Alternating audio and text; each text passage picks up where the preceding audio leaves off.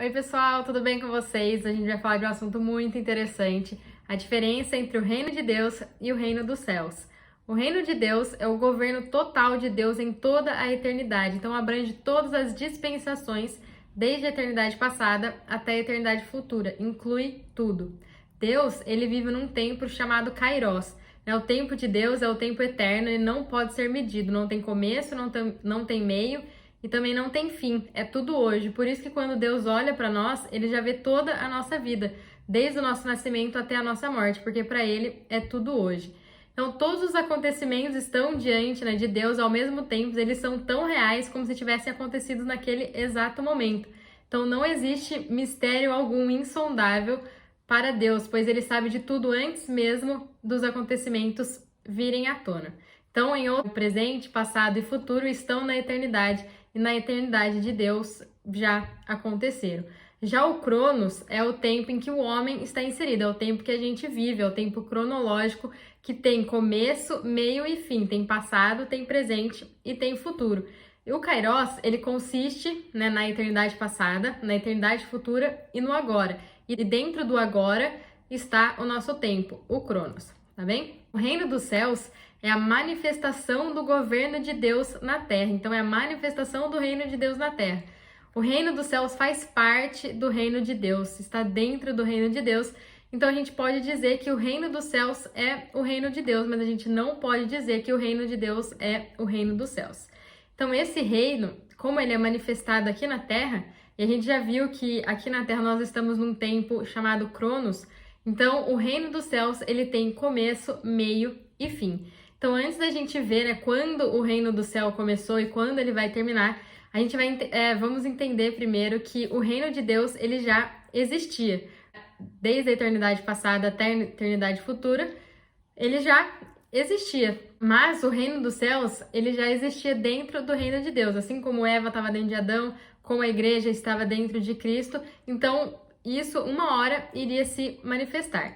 Então, quando começou esse reino, quando que ele se manifestou, quais são as suas características, Lá em Mateus 3, no versículo 2, João Batista disse, arrependei-vos porque o reino dos céus está próximo. Então, o reino dos céus estava para chegar.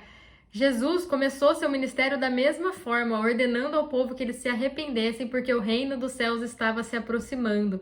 Mateus 10, no versículo 7, o Senhor Jesus ordena para os seus 12 discípulos pregarem que o reino dos céus se aproximava.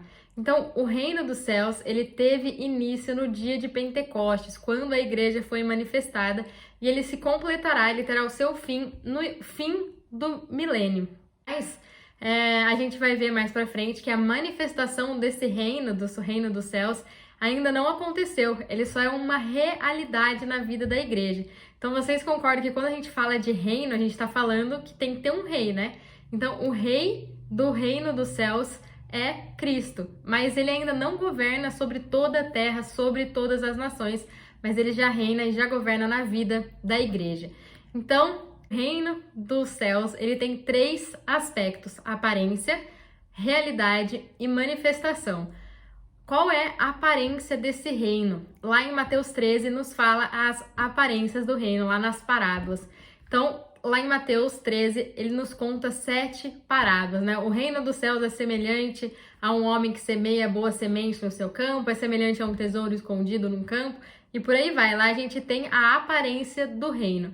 O número 7, gente, é o perfeito de Deus aqui para a terra. Sempre que a gente vê esse número na Bíblia, a gente vai ver 4 mais 3 ou 3 mais 4.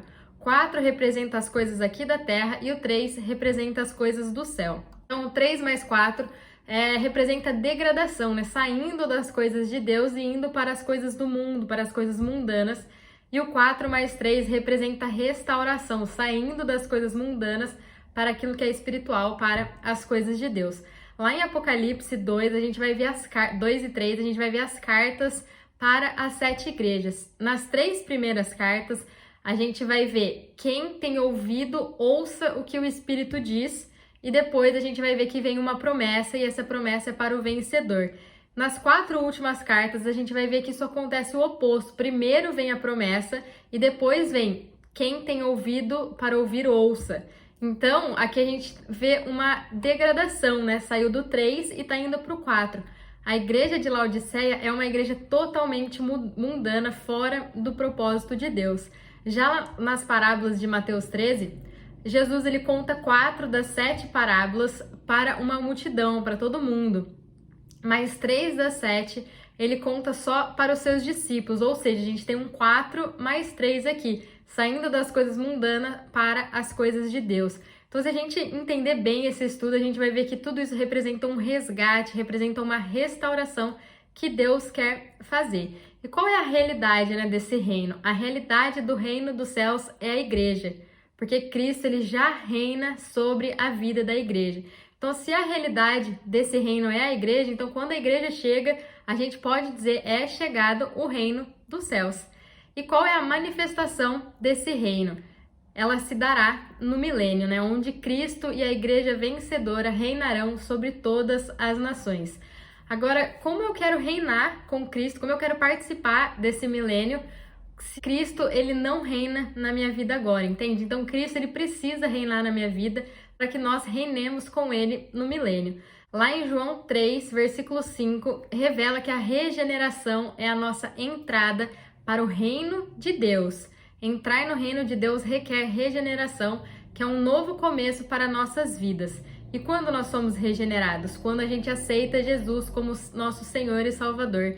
Nosso espírito é regenerado. Lá em Romanos 10, versículo 9 ao 10 nos diz: se com a tua boca confessares que Jesus é o Senhor e com o teu coração creres que Deus o ressuscitou dentre os mortos, serás salvo, pois o coração se crê para a justiça e a boca se faz confissão para a salvação.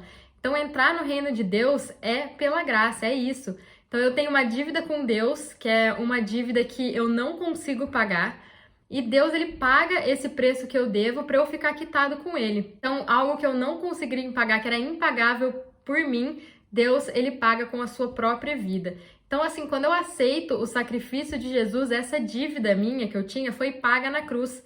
Então, eu não posso perder essa salvação, porque não depende de mim, e sim do sacrifício dele. Então, ele me salva e ele me dá o direito de entrar no reino de Deus, né? No reino da eternidade. Agora, entrar no reino dos céus é outra coisa diferente. Isso tem a ver com a minha santificação, é uma decisão que eu tomo, é a vida de Deus em mim, tem a ver com a transformação da alma, onde Cristo se funde em mim, não mais eu quem vive, mas Cristo vive em mim. Então, o reino dos céus é a recompensa que Cristo concede aos seus seguidores fiéis, aos vencedores. Então, é uma decisão nossa de nos tornarmos vencedores. Então, reinar depende dos nossos esforços e é preciso ter ação, renúncia, entrega, dedicação e santificação. Então, vencer é experimentar essa salvação completa. Essa salvação inclui a regeneração do nosso espírito, aceitando o sacrifício de Jesus, aceitando Ele como nosso Senhor e Salvador, e a transformação completa da alma, que resulta na transfiguração do nosso corpo. Então, nós fomos regenerados no espírito e somos transformados na nossa alma. Então, o sucesso ou a derrota depende da transformação da nossa alma. Se a gente permite que esse Deus triuno, como o Espírito que dá vida, nos transforme dia a dia, a gente vai ser vencedor. Então, esse Deus triuno, ele habita dentro de nós hoje e ele trabalha para transformar as nossas almas. Ele está renovando nossa mente, nossa vontade, nossas emoções. Então, o que está dentro do nosso espírito precisa fluir para a nossa alma, para a gente ser a expressão de Cristo, para o caráter de Cristo se formar em nós. Então, o problema é na nossa alma. Então, Deus concentra toda a sua obra transformadora na nossa alma.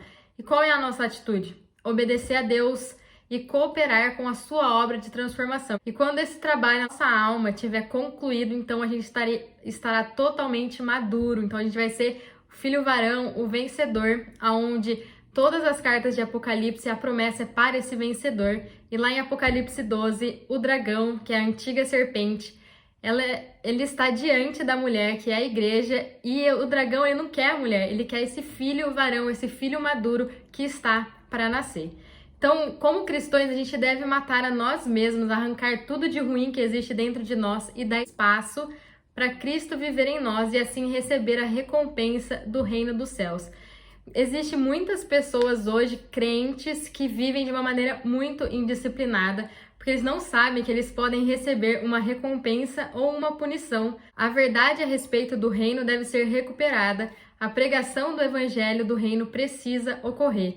Lá em Mateus 24, no versículo 14, nos diz: "E este evangelho do reino será pregado sobre todo o mundo, em testemunho a todas as nações, e então virá o fim." O evangelho da graça é muito importante porque ele tem a ver com o sacrifício de Cristo, onde a graça me introduz nele, mas o evangelho do reino fala dele em nós, né? A manifestação dele em nossas vidas. Então, muitos crentes salvos que vão estar no reino de Deus por toda a eternidade, se eles não se tornarem vencedores, se eles não tiverem o caráter de Cristo no milênio, vão passar por uma disciplina. Mas os que vencerem, os que se tornarem vencedores antes disso, irão reinar com Cristo no milênio. Mas os que não vencerem, precisarão passar pelo fogo para arrancar toda a palha, todo o feno, toda a madeira da vida deles e deixar somente ouro, que é a natureza de Deus, prata, que é a natureza de Cristo, e pedras preciosas, que são as obras do Espírito. A punição é para esses crentes salvos que vão estar lá no reino de Deus, é revelada lá em Mateus 24, do versículo 50 ao 51. O senhor daquele escravo chegará em um dia em que não espera e uma hora que não conhece, e o separará e porá sua parte com os hipócritas. Haverá choro e ranger de dentes. Então, quando o Senhor voltar, os cristãos indisciplinados e infiéis sofrerão a punição. Lembrando que isso aqui é para os salvos, que eles vão participar do reino de Deus, mas na manifestação do reino dos céus, que é no milênio, eles vão precisar estar sendo disciplinados para se tornarem vencedores como que pelo o fogo. Então, gente, não pense que o Senhor ele é bom, né, a ponto de não punir você, porque um bom pai, ele sempre disciplina seus filhos, e a disciplina é um sinal de amor. Então, nós somos escolhidos, predestinados, chamados e regenerados, e agora desfrutamos da graça de Deus, mas se a gente se recusar a seguir o caminho do Senhor, a gente não deve pensar que a gente não vai ter problemas no futuro com isso, tá bem? Então, um dia o Senhor retornará e ele vai estabelecer o seu tribunal, aonde ele não julgará os incrédulos, mas o crente, no chamado tribunal de Cristo. Então, quando Jesus voltar, nós cristãos salvos vamos ter que prestar contas para ele em seu tribunal.